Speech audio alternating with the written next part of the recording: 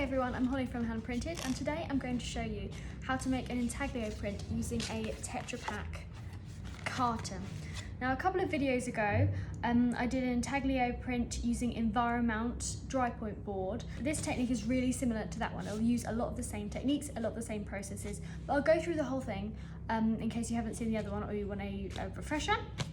So I'm going to make my plate out of a Tetra Pak. So that's basically a carton, a drinks carton, usually where you find them, or passata, something like that. This one's juice, but often kind of oat milk cartons and things like that will all be the same. They've usually got a foil inside and a cardboard inner, plastic on the other side. Sometimes they are silver and sometimes they're cream, but they'll all work. So grab one out of your recycling bin. Now this is an intaglio process. So we are going to scratch lines into our surface. Those scratch lines are going to create a burr, and that burr is going to hold onto the ink. We wipe off any excess ink off the surface, and it is the line that prints. Unlike the Enviromount, this surface is quite shiny and wipeable. We can clean the surface even more, we can polish it to create brighter whites, so we can do more experimenting with plate tone when we're inking.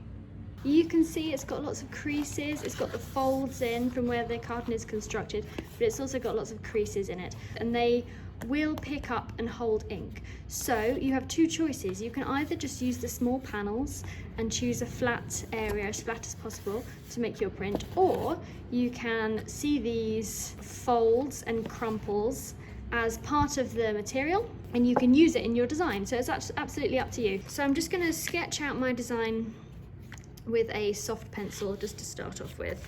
I'm not going to use the bit where there's an overlap, where there's a double layer of card, because I want the board to be quite even.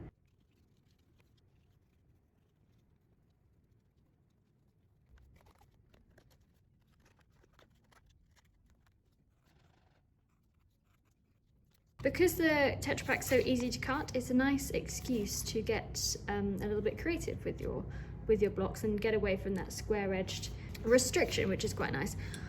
I've got here an etching needle, a 2mm etching needle. This one's my favourite, but there are lots of different ends available.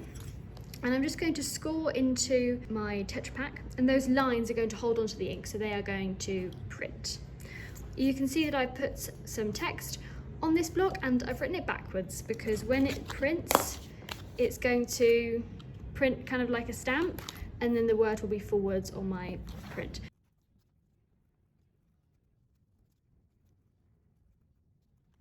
You need to press, not too hard, but you want to press a little harder than you would with a biro, because you want that line, you want to be able to feel that line. I'm also going to remove some of this top surface, this foil surface, to create nice textured areas that are rich enough to hold onto the ink. So I'm going to peel off these first two letters. And the way I'm going to do that is to score around the edges with my scalpel. I'm not going through the whole way, I'm just scoring the surface, and then I'm going to peel it off.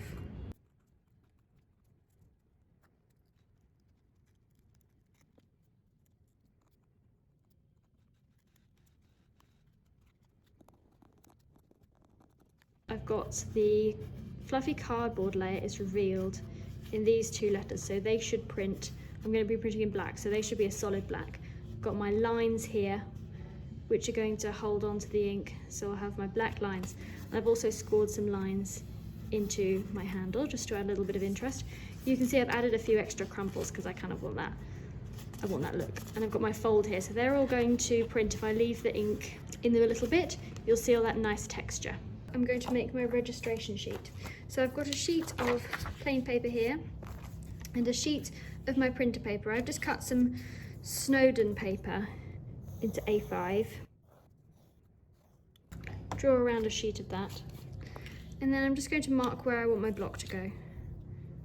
This way, when I put my block and paper together in the press, I know that it's going to be in the right place and centered. I'm now going to soak my paper in a tray of water. We want it to be damp for intaglio printmaking. The damp paper will help to draw the ink out of the lines and fold around the edges of our plate to get nice plate marks. I usually soak the paper for as long as it takes me to ink the plate. Now, because of the way in which I've made my plate, I've cut it into a different shape and I've peeled away areas here. It's actually quite a fragile block, so I'm not going to get as many prints from this as I might from, say, a plastic dry point plate or a piece of environment. So I'm not going to get a huge addition from this one. And I want to make sure that I ink it up quite gently. I don't want any of these extra areas to peel up, and although I want it to look a little crumpled and interesting, I don't want it to fall apart very quickly. I'm going to be using a Kua Intaglio ink again. It's soya based, so it's really easy to clean up, and it's not very fumey. So if you're printmaking at home, it's a really nice one to choose. It doesn't take a long time to clean up our blocks either. We put the ink on and then we wipe it off, and that doesn't take too long with this ink, which is useful because it saves time, but also because if I've got a fragile block like this, I don't want to be roughing it up too much by having to clean it really hard. So this is a great one to use. And I'm going to apply it with a soft toothbrush.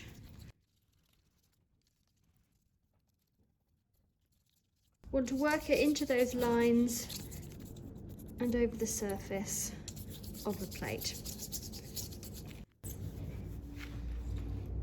Okay, so now I'm inked up. I want to take a piece of card, piece of mount board is good, and scrape off any excess ink.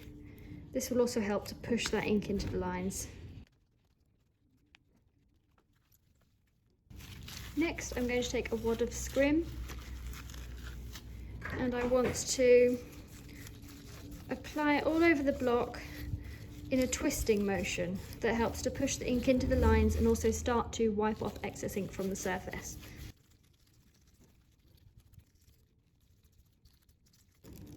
Next, I'm going to take a little bit of tissue and I'm going to pinch it between my fingers to create a flat surface. We don't want this wadded up. And I'm going to polish the plate to take off any excess ink from the surface. Now this is the point where you can get a little bit creative with it and you can decide how you want to ink it up.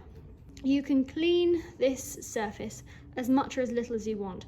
As this is, it will print reasonably grey, I'm predicting, because it's got quite a bit of ink left on that surface. But I can choose to clean it up if I want to. And because this Tetra Pak surface is really shiny, because it's foiled, it's going to clean up very well. So if you want bright whites from your paper, you can get them. I'm just going to clean up a couple of areas, maybe just along this top edge, to show hopefully a little bit of contrast in my print.